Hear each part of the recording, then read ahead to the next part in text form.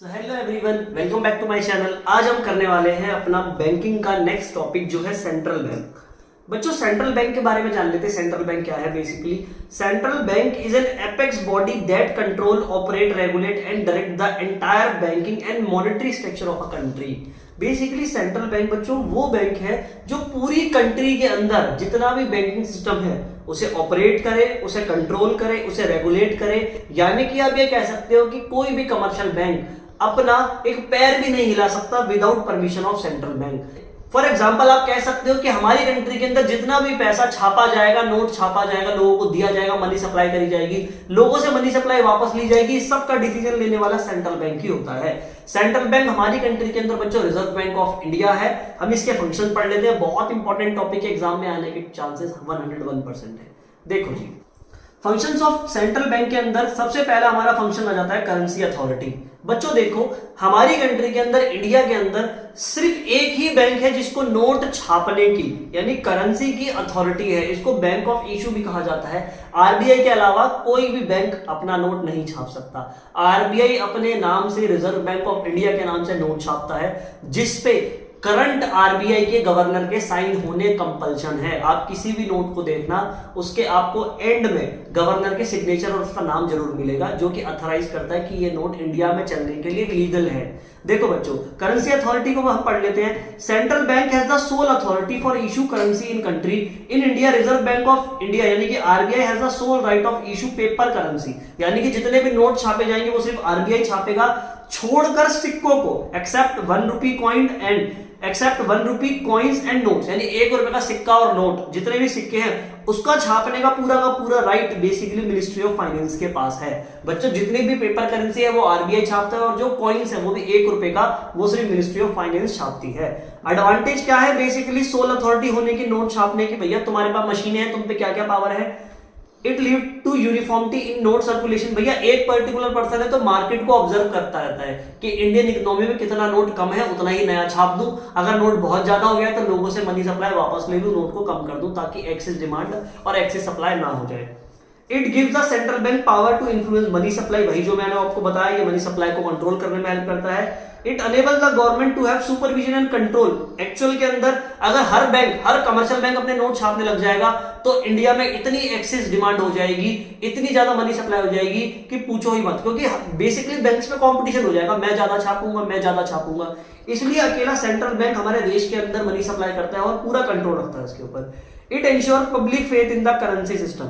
बच्चों, आरबीआई एक नोट छापने वाला है जिसको पूरी तरीके से गवर्नमेंट कंट्रोल करती है, तो बच्चों इसके ऊपर पब्लिक का फेथ 101% होता है। अगर हर डिफरेंट बैंक छापने लग जाए तो लोग कहेंगे यार एचडीएफसी बैंक अच्छा है, उसकी करेंसी में तो लूंगा या दूंगा। तो यहाँ पर पब्लिक फेथ होना बहुत जरूरी है करेंसी के ऊपर। सो बच्चों, नेक्स्ट फंक्शन है बैंकर टू द गवर्नमेंट। बच्चों, जैसे हम लोगों के लिए कमर्शियल बैंक्स गवर्नमेंट खोलती है, same as it is government की जितनी भी ट्रांजैक्शन होती है वो सेंट्रल बैंक करता है। यानी गवर्नमेंट की सारी ट्रांजैक्शन करने के लिए सेंट्रल बैंक होता है, कि गवर्नमेंट का ही बैंक होता है। The Reserve Bank of India act as a banker agent and financial advisor to the central government and all state government. यानी कि ये जितनी भी सेंट्रल और स्टेट गवर्नमेंट है सबका फाइनेंशियल एडवाइजर भी है, उनको बेसिकली उनके बिहाफ पे ये पेमेंट भी करता है। देखो बच्चों, हम जान लेते हैं। As a banker it carries out all banking business of the government. It maintains a current account for keeping their cash balance. ये हमेशा गवर्नमेंट के पास बेसिकली करंट अकाउंट मेंटेन करके रखता है, जिससे वो अपनी हर मंथ की गवर्नमेंट एम्प्लॉयज की सैलरी पे कर पाती है, स्कूल्स की, हॉस्पिटल्स की सैलरी पे कर पाती है। It accept receipt and make payment for the government. Basically ये गवर्नमेंट के बिहाफ पे पेमेंट भी करता है, और अगर कोई चाहे तो ये गवर्नमेंट के बिहाफ पर पैसा रिसीव भी करता है। फॉर एग्जांपल, यूएसए का प्रेसिडेंट अगर इंडिया के अंदर आता है तो वो इंडिया में डोनेट पैसा करके जाता है, वो कौन रिसीव करेगा? वो सेंट्रल बैंक ही रिसीव करेगा। एंड कैरी करता है and carries out exchange, remittances and other banking operation. ये सारे गवर्नमेंट के बैंकिंग के ऑपरेशन संभालता है। It also give loans and advances to the government for temporary period. अगर हमारे देश की सरकार को पैसे की जरूरत पड़ जाती है तो आरबीआई के पास ही नोट छापने की मशीन है, ये गवर्नमेंट को नोट छाप कर पैसा भी प्रोवाइड करा देता है, जो कि फ्यूचर में उससे वापस भी ले लेता है। क्योंकि अगर गवर्नमेंट अनलिमिटेड नोट छपवा लेगी तो मार्केट के अंदर बहुत ज्यादा डिमांड हो जाएगी और नोट की कोई वैल्यू ही नहीं रह जाएगी। बच्चों, इसके बाद होता है बैंकर्स बैंक एंड सुपरवाइजर। आप ये कह सकते हैं कि बेसिकली सारे कमर्शियल बैंक का फादर सेंट्रल बैंक है, किसी भी कमर्शियल बैंक के पास इतनी पावर नहीं है कि वो कोई भी काम बिना सेंट्रल बैंक के परमिशन के कर सके। सेंट्रल बैंक अगर परमिशन देगा तो ही काम होगा। फॉर एग्जांपल, तो ये है custodian of cash reserves. Commercial bank are required to keep certain proportion of their deposit known as cash reserve with the central bank in the way central bank act as a custodian of cash reserves। बच्चों बता देता हूं custodian of cash reserve basically है क्या। देखो, हर commercial bank के लिए required है कि अगर उसके पास 100 रुपए जमा हुए हैं तो उसमें से वो 20 रुपए सेंट्रल बैंक यानी आरबीआई को दे दे। वो आरबीआई को ये जो 20 रुपए देगा, इसके बदले में आरबीआई उसको बहुत सारे बेनिफिट देता है। फॉर एग्जांपल, कल को किसी भी कमर्शियल बैंक में आग लग जाती है तो लोगों का पैसा डूबता नहीं है, उसको पे करने की गारंटी किसकी होती है बच्चों? सेंट्रल बैंक की होती है। और ये सेंट्रल बैंक अपने बच्चों के लिए काम इसलिए ही करता है क्योंकि बच्चे हर महीने की अपनी कमाई में से कुछ पार्ट सेंट्रल बैंक के पास जमा कराते हैं, इसलिए बेसिकली कस्टडी भी करता है ये इनके पैसे की। लैंडर ऑफ लास्ट रिजल्ट, भैया अब मुकेश अंबानी जी पहुंच जाए एचडीएफसी बैंक में और बोले 2 लाख करोड़ का लोन दे दो, ये 10,000 करोड़ का ही लोन दे दो, भैया एचडीएफसी बैंक वाले हाथ जोड़ के बैठ जाएंगे, कहेंगे सर इतना लोन लाए कहां से आपके लिए। तो कोई भी कमर्शियल बैंक लोन देने से मना नहीं कर सकता, इसलिए वो उठाएगा फोन और अपने फादर को मिला देगा आरबीआई को कि जी देखो जी ये पैसा उधार मांग रहे हैं, वो भी इतना अमाउंट है जो मेरी औकात से बाहर है। तो आरबीआई बेसिकली हारे का सहारा है, लेंडर है लास्ट रिजल्ट। समझ रहे बच्चों, उधार लेने वाले का लास्ट रिजल्ट, ये आखिरी सहारा कौन है? सेंट्रल बैंक ही है। When commercial bank fail to meet their financial requirement from other sources, in case of financial emergency, they approach the central bank to give loan and advances as a lender of last resort। क्योंकि ये basically हारे का सहारा है central bank, तो ये commercial bank की सारी problem को सॉल्व कर देता है, इसको लोन दे देता है, इसके बिहार पे किसी और को भी लोन दे देता है अगर ये उसको देने में इनकैपेबल होता है तो। बच्चा इसके बाद आ जाता है clearing house. As a central bank hold that cash reserve of all commercial bank, it become easier and more convenient for it to act as their clearing house।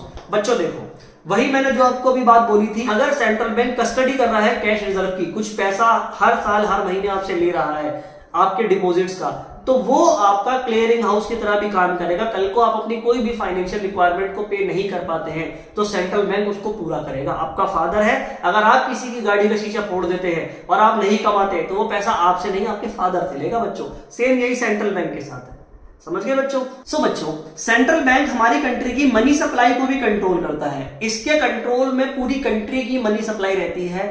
इसके हाथ में ही होता है कि देश के अंदर कितना पैसा होना चाहिए या कितना पैसा मैं देश से वापस ले लूं। देखो बच्चों, इसके लिए इसमें बहुत सारे इंस्ट्रूमेंट हैं, जैसे for example repo rate. Repo rate is the rate at which central bank of a country RBI lend money करता है टू कमर्शियल बैंक को to meet their short term needs. Basically बता देता हूं, अगर कोई कमर्शियल बैंक किसी पर्टिकुलर पर्सन को, इंसान को पैसा उधार देता है तो वो पैसा लाता अपने फादर के पास से ही, सेंट्रल बैंक से ही लाता है। अगर कमर्शियल बैंक वो पैसा अपने फादर से यानी आरबीआई से छोटे टाइम के लिए ले रहा है, शॉर्ट पीरियड के लिए ले रहा है, तो उसको बोल देते हैं, जिस रेट पर वो पैसा ले रहा है उस रेट को बोल देते हैं रेपो रेट। यानी कि रेपो रेट वो रेट है जिस रेट पर सेंट्रल बैंक उधार देता है कमर्शियल बैंक को शॉर्ट पीरियड के लिए। बच्चों इमेजिन करो, अगर मार्केट में मनी की सप्लाई बहुत ज्यादा है और आरबीआई चाहता है कि कमर्शियल बैंक को पैसा ना दूं ताकि वो आगे भी किसी को पैसा ना दे पाए, तो ऐसे में क्या करेगा? आरबीआई रेपो रेट को बढ़ा देगा। अगर फॉर एग्जांपल अभी कमर्शियल बैंक को 10% रेट पे उधार मिल रहा था, वो सेंट्रल बैंक रेट बढ़ाकर 20% कर देगा।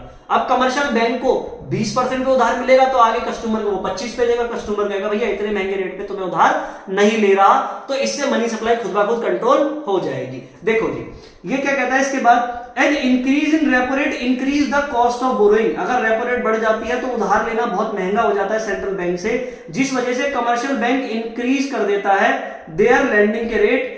भैया ऑब्वियस सी बात है, वो भी अपने रेट बढ़ा देगा, उसे सेंट्रल बैंक से महंगे रेट पे उधार मिला है। इसके कारण डिस्करेज हो जाएगी बोरोइंग फ्रॉम अ कंट्री, या फिर हमारे देश के अंदर से लोन लेने कम हो जाएंगे, ऐसे मनी सप्लाई कंट्रोल हो जाती है। इसके बाद आता है बच्चों bank rate. Bank rate same as repo rate ही है, यानी कि ये भी कमर्शियल बैंक का मांगा हुआ उधार है सेंट्रल बैंक से लंबे पीरियड ऑफ टाइम के लिए, लॉन्ग टर्म के लिए। देखो जान लेते हैं, bank rate is a rate at which central bank of a country, जो कि हमारे यहाँ आरबीआई है, लैंड यानी देता है मनी कमर्शियल बैंक को लॉन्ग टर्म नीड्स के लिए। भैया फॉर एग्जांपल के तौर पे देश में मनी सप्लाई बहुत ज्यादा है तो आरबीआई बैंक रेट को बढ़ा देगा तो कमर्शियल बैंक कहेगा इतना महंगा उधार मैं तो नहीं ले रहा। अगर कमर्शियल बैंक उधार नहीं लेगा तो आगे लोगों को भी नहीं देगा, देश में मनी सप्लाई की कंडीशन खुद ब खुद कम हो जाएगी, यानी मनी सप्लाई खुद ब खुद अपने आप रुक जाएगी, एक्सेस डिमांड खत्म हो जाएगी। An increase in bank rate increase the cost of borrowing from the central bank lead to increase in lending rates by the commercial bank. It discourage borrowing. ये बेसिकली borrowing को कम कर देता है। बच्चों देखो नेक्स्ट हमारा है रिवर्स रेपो रेट। अगर कमर्शियल बैंक्स के पास ऑलरेडी बहुत सारा पैसा चला गया है, भैया कमर्शियल बैंक अभी उधार नहीं मांग रहे, उनपे ऑलरेडी बहुत पैसा है और सेंट्रल बैंक को ये डर है कि भैया ये पैसा अगर उन्होंने लोगों को दे दिया तो लोग और ज्यादा सामान खरीदेंगे, देश में और ज्यादा महंगाई हो जाएगी। तो बेसिकली सेंट्रल बैंक क्या करता है, कमर्शियल बैंक के साथ एक ट्रिक खेलता है। वो कहता है तुम लोगों को कितने परसेंट पे उधार दे रहे हो, 8% पे, ठीक है, और तुम लोगों को उधार दे रहे हो, तुम्हारा पैसा डूबने का भी डर कि भैया कल को तुम्हारा कोई पैसा वापस ना दे। एक काम करो, तुम ये पैसा मेरे पास वापस जमा करा दो, तुमने मेरे से 6% पे लिया, मैं तुम्हें 10% और दे दूंगा इस पे। नहीं समझे बच्चों मेरी बात? अगर ये लोगों को 8% पे उधार दे रहे हैं तो कमर्शियल बैंक इनसे 10% पे ले लेगा, क्योंकि उसको पैसे की कमी नहीं है, उसको ज्यादा इंटरेस्ट देना कोई खलेगा नहीं, उसको तो 1 साल बाद देना इंटरेस्ट। लेकिन मनी सप्लाई तो आज रोक दी, सारा पैसा तो कमर्शियल बैंक से आज खींच लाया वापस। तो सोचो रिवर्स रेपो रेट क्या है, this is the exact opposite. Repo rate basically exact opposite है बैंक रेट वगैरह का। ये रेट ऑफ इंटरेस्ट है जिस पर कमर्शियल बैंक जमा करा देता है अपने एक्सिस फंड को सेंट्रल बैंक के पास शॉर्ट पीरियड ऑफ टाइम के लिए।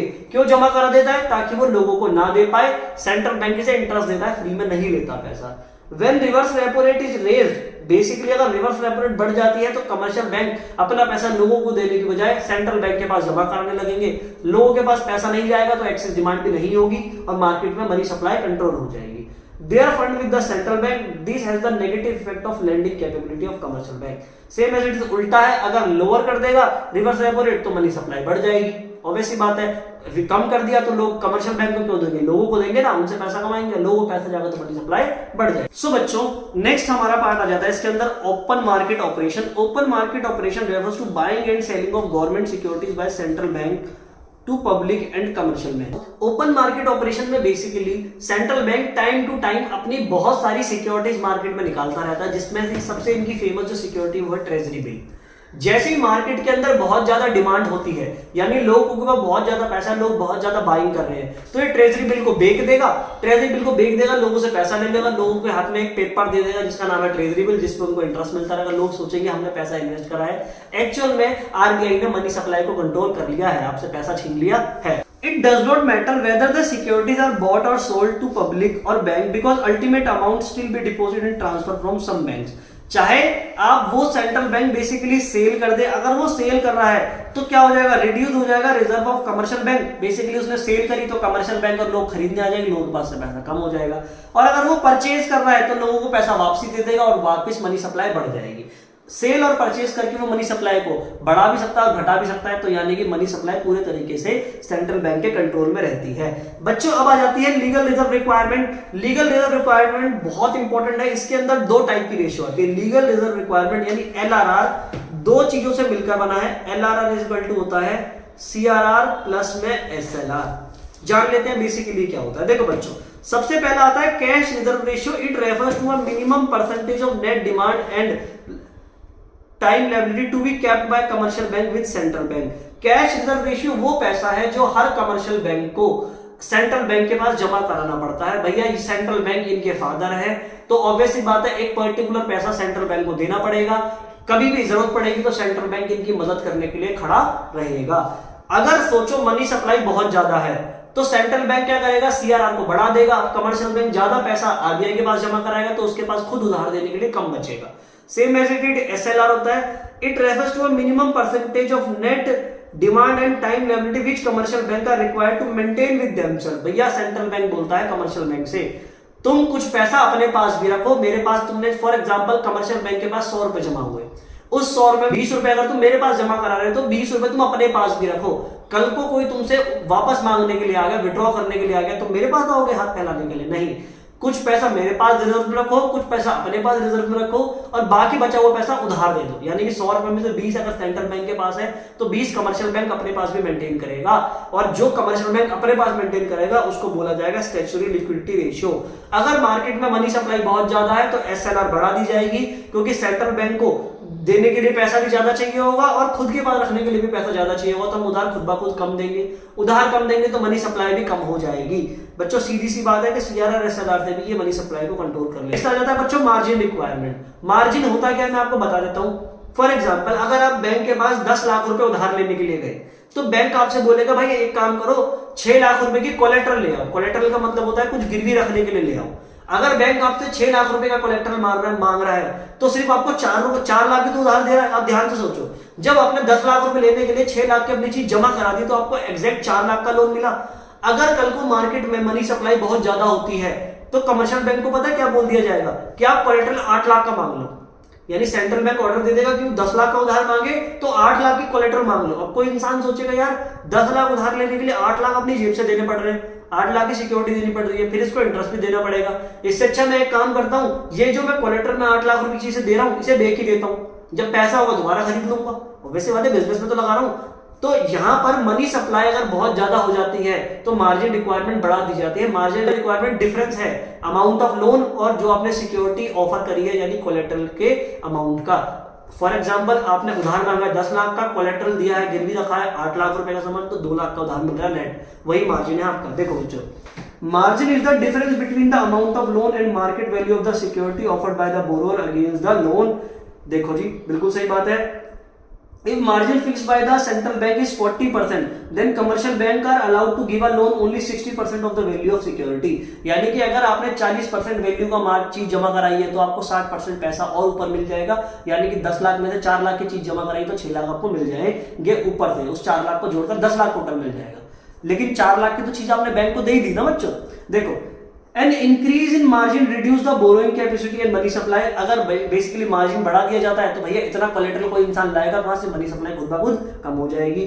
वहीं पर अगर मार्जिन को फॉल कर दिया जाता है तो लोग और ज्यादा उधार खरीदने लगते हैं, लोगों को बेसिकली कुछ भी कोलेट्रल के तौर पे देना ही नहीं पड़ता, बहुत कम अमाउंट का देना पड़ता है। देखो बच्चों, ये अदर इंस्ट्रूमेंट बॉक्स में लिखे, ये भी बहुत इंपॉर्टेंट है, पढ़ लेना। आजकल इनमें से एमसीक्यू बहुत आ रहे हैं। फॉर एग्जांपल है मोरल सुएशन।